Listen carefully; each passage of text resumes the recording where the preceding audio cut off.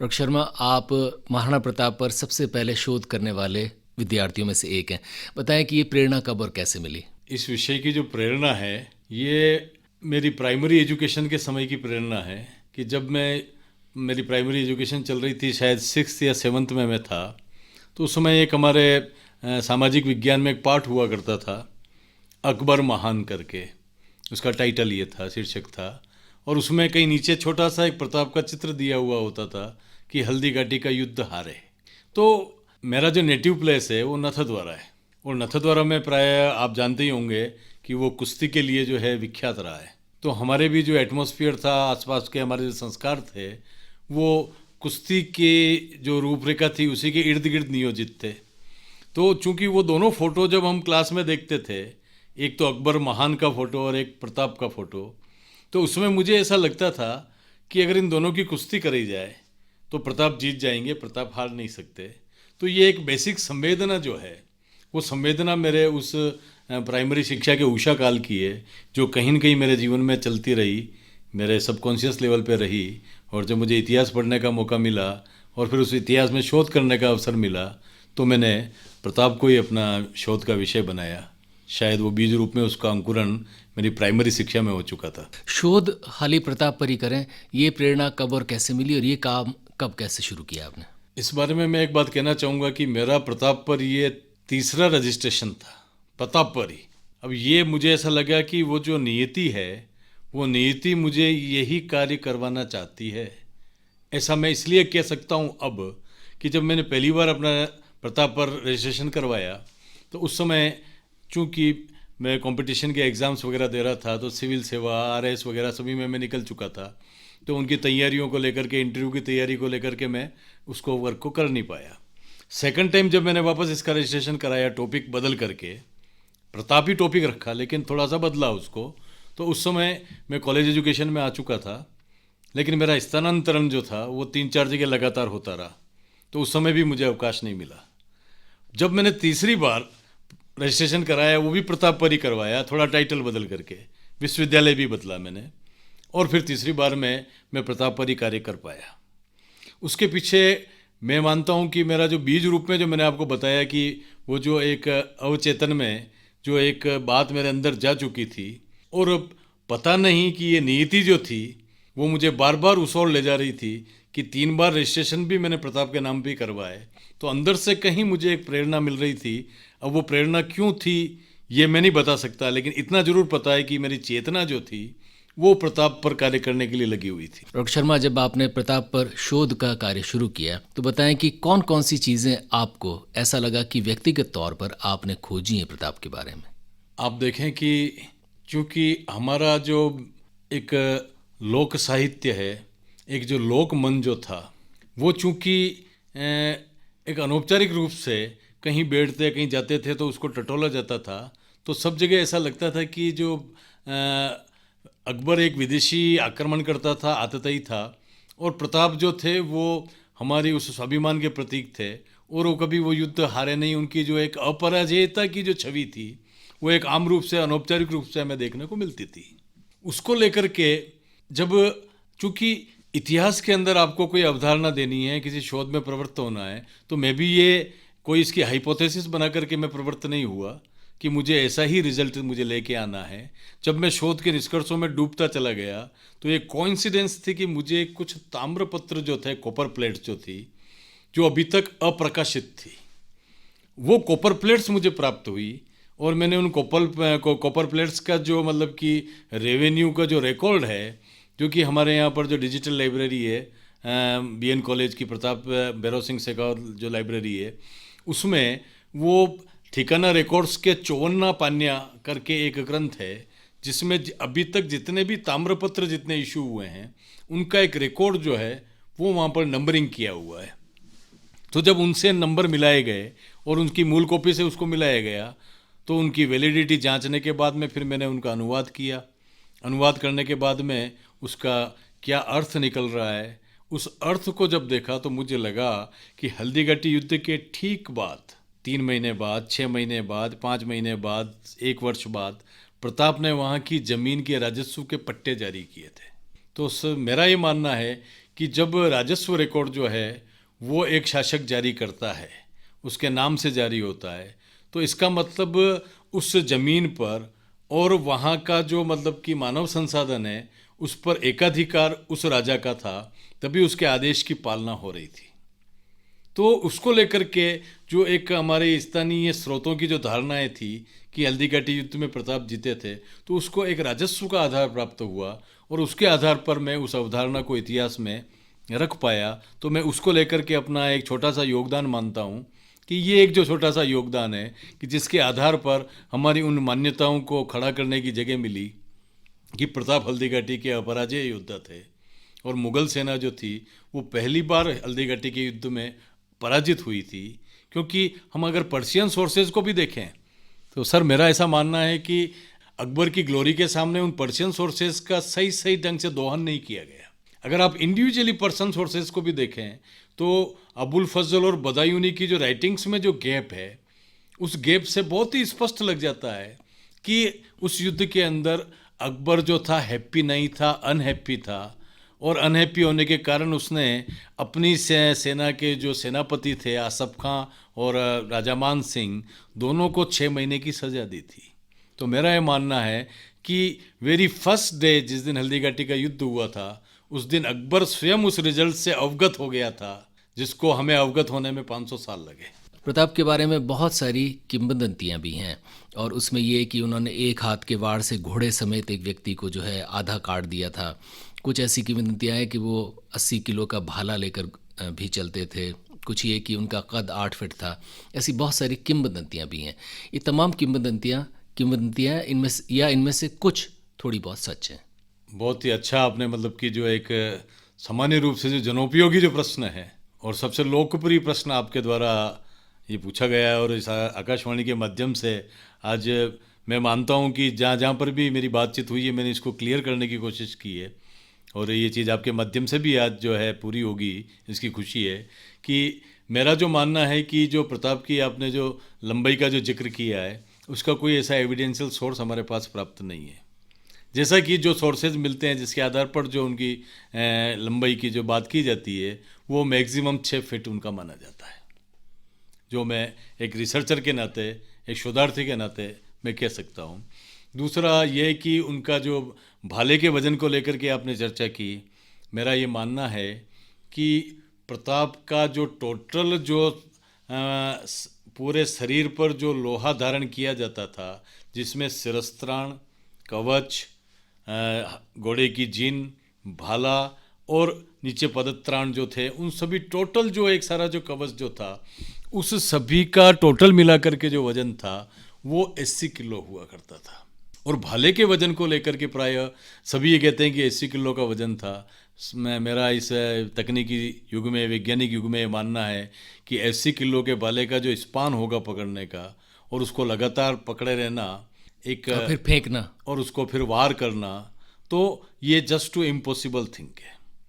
तो चूंकि सवा मन उस समय का एक रेफरेंस हमारे को मिलता है और हमारे यहाँ सर जो मन की जो परंपरा रही है वो 2 किलो का एक मन भी कहलाता था, 4 किलो का एक मन भी कहलाता था। तो इस तरह से जो मन की जो अलग अलग हमारी जो लोक मान्यताएँ रही है उस रेफरेंस में अगर हम देखें, और जैसा कि मैंने अपनी रिसर्च के आधार पर उसका 4.25 से 4.5 किलो के बीच में वजन मैंने अपनी तरफ से दिया है।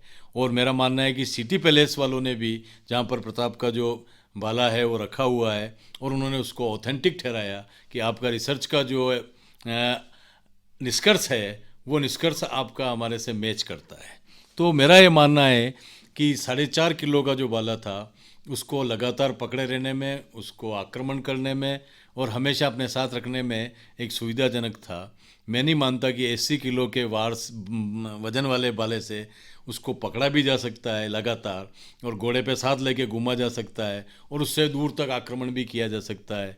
इसलिए मैंने कोशिश की है कि प्रताप के किसी भी तरह के अमानवीय स्वरूप में स्थापित होने से मैंने उसको बचाया है, क्योंकि हमारी जो संवेदनाएं हैं, मानव से संवेदना प्राप्त करता है, मानव से प्रेरणा प्राप्त करता है।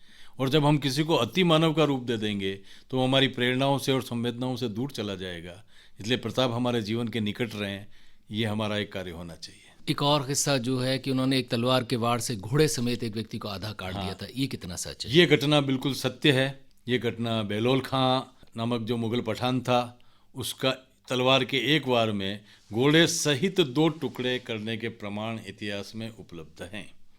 और ये घटना जो हुई थी, ये घटना प्रताप के हल्दीघाटी युद्ध जीतने के बाद, जब मोर्चे पर ये हमारा जो सीमांकन है, अजमेर मेरवाड़ा का जो सीमांकन किया गया है, मेवाड़ का जो दिवेर का जो पुलिस का मुगल सेना का जो नाका लगता था, उस नाके पर प्रताप की सेना का आक्रमण हुआ, जिसमें उनके पुत्र अकबर हैं, उनके पुत्र जो अमर सिंह हैं, वो भी साथ में थे।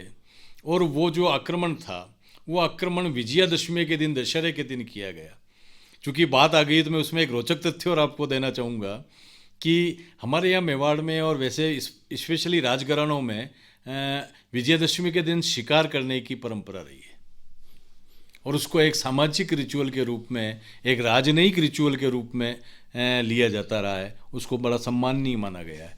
लेकिन प्रताप एक इससे पहले शासक थे जिन्होंने कहा शिकार तो हम करेंगे, मर गया हम करेंगे, लेकिन जंगली जानवरों की नहीं, उन विदेशी मुगलों की करेंगे जो हमारी मातृभूमि पर अपना अतिक्रमण जमाए हुए हैं। तो उस दिन उन्होंने जो आक्रमण हुआ, उसमें एक मुग़ल नाके का जो अधिकारी था वह बेलोल खां था, और बेलोल खां को उस युद्ध में एक ही वार में, तलवार के एक वार से 2 टुकड़े, घोड़े सहित, घोड़े की जीन सहित 2 टुकड़े करने के प्रमाण हमें दिवेर के युद्ध में उपलब्ध होते हैं। और ये वार स्वयं प्रताप का था, और हल्दी घाटी के युद्ध में ऐसा नहीं हुआ था। हल्दी घाटी के युद्ध में ऐसा नहीं हुआ था। ये रेडियो लेक सिटी है। डॉक्टर चंद्रशेखर शर्मा हमारे साथ हैं, जिन्होंने महाराणा प्रताप पर शोध किया है।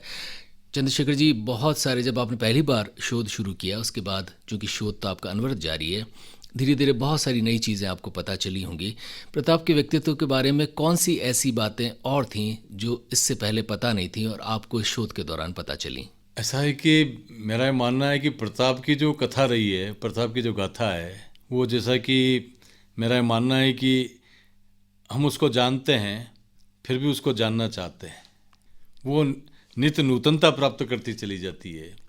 ये मेरा प्रताप जैसे व्यक्तित्व और चरित्र के बारे में मेरा शोध के बाद में मानना है कि वो नित्य नूतनता उसके अंदर अपने आप समाविष्ट होती रहती है।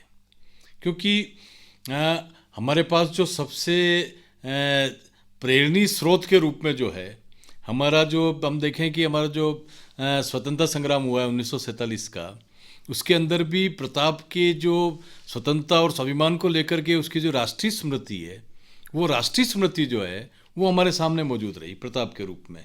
तो मेरा ये मानना है कि प्रताप का जो एक संघर्ष है, इस संघर्ष को न जाति का संघर्ष था, न पाति का संघर्ष था, न धर्म का संघर्ष था।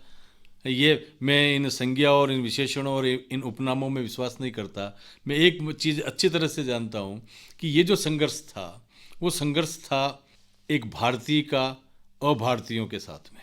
इसी कारण से पूरा जो जन मेदिनी है, एक जन युद्ध जो है और एक जन नेतृत्व जो है, वो प्रताप जो है वो दे पाए। और उस जन नेतृत्व का जो एक स्वरूप है, उसका सबसे बड़ा जो पॉइंट जो मिलता है, वो मिलता है कि उनके चरित्र की कथनी और करनी की जो एकता है, जिसको मैं आज भी और हर काल में प्रासंगिक मानता हूँ कि वो हमारे लिए सदैव प्रासंगिक है। और उनकी ये जो एक नई, मेरा ये मानना है कि जो मैंने उनके शोध के दौरान महसूस किया कि बचपन से लेकर के, जैसे कि वो आदिवासियों के कीका के रूप में थे, कीका यानी पुत्र, कुका, कुका सबसे कीका बना है। महाराणा बनने के बाद भी कभी किसी आदिवासी को ये फीलिंग नहीं आई कि अब ये महाराणा है। उनको उसी स्वरूप में लगते रहे कि हमारा कुका ही है। सर, ये जो व्यक्तित्व की सरलता है, ये व्यक्तित्व का जो एक सामिप्य है, ये और कथनी करने की जो एकता है, चरित्र के अंदर कहीं द्विधा नहीं है। वो मध्यकाल आप देखिए कि उस मध्यकाल में हर बड़ा सा बड़ा व्यक्तित्व जो है, अकबर जैसा व्यक्तित्व जो है, वो कहीं न कहीं आपको अंतर विरोधाभास का शिकार नजर आएगा। लेकिन मेरा ये मानना है कि उस मध्यकाल के, उस दिखावे के, उस कट्टरता के युग में भी प्रताप के कैरेक्टर में कोई भी द्विधा नहीं है और कई अंतर विरोध नहीं है। जो कुछ भी है बहुत ही स्पष्ट है और बड़ा नीतिगत और चरित्रगत है। ये रेडियो लेक्सिटी है और हमारे साथ हैं डॉक्टर चंद्रशेखर शर्मा। डॉक्टर शर्मा, थोड़ा सा जिक्र करते हैं हल्दी घाटी के युद्ध का। ऐसा माना जाता है, ऐसी कथाएं हैं और शायद ऐसे साक्षी भी होंगे कि वहाँ पर काफ़ी लोग प्रताप के साथ गए थे जो उस युद्ध का इतिहास भी लिखना चाहते थे, लेकिन वो उस युद्ध में लड़ते हुए शहीद हुए। इस वजह से काफ़ी शायद उस वक्त का इतिहास उस वक्त का लिखा नहीं जा सका। इस बात में कितनी सच्चाई है और कितने ऐसे व्यक्ति थे जो इस इतिहास को लिखने के लिए वहाँ मौजूद थे? ऐसा जो प्रयास किया गया था, क्योंकि ये मेरा ये मानना है कि जितने बड़े बड़े जो ये राजवंश हुए हैं, बड़ी बड़ी जो उस समय की राजसत्ताएं हुई है, उन राजसत्ताओं में ऑटोमेटिकली स्वतः ही इतिहास लेखन की एक परंपरा हमें ख्यात और बात और उस रूप में हमें देखने को मिलती है। तो चाहे मेवाड़ी नहीं, हम चाहे मारवाड़ के भी किसी स्टेट को ले लें, हम चाहे अमेरिकी स्टेट को भी ले लें, और भी राजस्थान राजपूताना के बाहर की स्टेट को ले लें, तो ये एक सामान्य सी परंपरा जो है वो हमें साथ भी रही। हाँ, वो देखने को मिलती है। तो मेरा मानना है कि उस समय इस सामान्य सी परंपरा का जो निर्वहन है वो निश्चित रूप से प्रताप के समय में भी किया गया होगा, चूँकि उसको लेकर के, चूँकि 1568 ईस्वी में जब अकबर का आक्रमण चित्तौड़ पर हो चुका था, एक कत्लेआम हो चुका था और तीसरा साका हो चुका था, तो उस पृष्ठभूमि में प्रताप का 1572 में मेवाड़ का शासक बनना, पृष्ठभूमि सारी जौहर की है, वो आग की लपटें हैं उस पृष्ठभूमि में, और 1572 में बनना। और आपको सबसे बड़ा आश्चर्य होगा कि मेरा एक शोधार्थी के नाते जो मैंने एक नया तथ्य मैं मानता हूँ कि चाहे वो कहीं पे भी उसका किसी तरह का कोई, आज दिन तक मैं नहीं मानता कि उसका कहीं कोई चर्चा की गई है इतिहास में, कि उस समय अकबर, वो केंद्रीय सत्ता, वो विदेशी सत्ता, मेवाड़ के गद्दी पर कौन बैठेगा, कोई कठपुतली शासक बैठे, उसको लेकर के उनका हस्तक्षेप जारी था। इसीलिए जगमाल को यहाँ का शासक बनाया गया था। चूंकि प्रताप वेरी बिगिनिंग शुरू से जानता था, अकबर शुरू से जानता था कि अगर मेवाड़ का शासक प्रताप बना तो आगे निश्चित रूप से युद्ध जारी रहेगा, मेवाड़ कभी भी हमारी गुलामी को बर्दाश्त नहीं करेगा। इसलिए फ्रॉम वेरी बिगिनिंग ये मतलब कि हस्तक्षेप जारी था कि जगमाल को यहाँ का जो उत्तराधिकारी बनाया गया। लेकिन प्रताप के उत्तराधिकारी बनने के बाद में अकबर भी निश्चिंत हो चुका था कि अब मेवाड़ के साथ युद्ध होना ही है, और उसी के लिए कूटनीतिक प्रयास जो थे वो किए गए। तो लगातार वो जो एक 4 सालों का जो समय है, वो मेरा ये मानना है कि एक बहुत बड़े शत्रु के सामने, क्योंकि आज जैसे अमेरिका एक वर्ल्ड पावर के रूप में है, तो उस मध्यकाल का अगर हम पावर का रेशो निकालें तो अकबर एक वर्ल्ड पावर के रूप में सामने आता है। तो उसके सामने अगर इस तरह का संघर्ष है, तो मेरा मानना है कि अधिकांश जो तैयारियां उसकी की गई थी वो उस संघर्ष को लेकर के, उस छापामार युद्ध नीति को लेकर के, उनके तोपों का मुकाबला कहाँ करना है, कौन से स्थान का चयन करना है, छापामार युद्ध नीति कहाँ ठीक रहेगी, शायद उसके ऊपर प्रताप का ज़्यादा जोर था, वनस्पत की इतिहास लिखवाने की बजाय। एक सामान्य प्रक्रिया के रूप में मैं उसको देखता हूँ। डॉक्टर शर्मा, जाते जाते तमाम लोगों को प्रताप के बारे में आपकी तरफ से संक्षेप में क्या कहेंगे? प्रताप की तरफ से मैं, मेरे जो श्रोता लोग हैं और आपके माध्यम से ये बात मैं कहना चाहूँगा कि प्रताप के जीवन से जो हमें सीखने का जो एक अहम पहलू है, वो मैं मानता हूँ कि चाहे वो कालांतर में जाकर के शिवाजी का चरित्र हो, चाहे प्रताप का जो चरित्र है, हम देखते हैं कि इन दोनों के व्यक्तित्व की जो निर्मात्री शक्ति रही है वो उनकी माता रही है। प्रताप की जो माँ थी जयवंता बाई, उनकी सीख को उन्होंने कभी भी पूरे जीवन भर उसका पालन किया। तो मेरा ये मानना है कि जब व्यक्ति अपने प्रेय के मार्ग पर नहीं चलता है, श्रेय के मार्ग पर चलता है, तब वो कालातीत हो जाता है, कालजयी हो जाता है। चूँकि हम अपने जीवन में हमेशा ये कोशिश करते हैं कि हम जीरो बने, हम कभी एक बनने की कोशिश नहीं करते हैं। लेकिन मेरा मानना है कि मध्यकाल में प्रताप ने उस अकबर की विदेशी आंधी के सामने, जहाँ पर सभी शासक नतमस्तक थे, वहाँ पर एक बनने की कोशिश की। तो हमारा भी जो सबसे बड़ी प्रेरणा है प्रताप को लेकर के, वो ये है कि हमें भी जीवन में अपनी कठिनाइयों के होते हुए भी हमें हमेशा जीवन में हमारे पीछे कोई जीरो लगेगा या नहीं लगेगा, हमें हमेशा एक बनने की कोशिश करनी चाहिए और यही हमारे व्यक्तित्व का अनूठापन होता है। और ये प्रताप की सबसे बड़ी प्रेरणा हमारे पास में मौजूद है। इस रूप में प्रताप कालजयी हैं और 500 साल बाद भी नहीं, 5000 साल बाद भी इसी प्रेरणा के रूप में हमारे समाज का हिस्सा रहेंगे। डॉक्टर चंद्रशेखर शर्मा, आपका हृदय से आभार।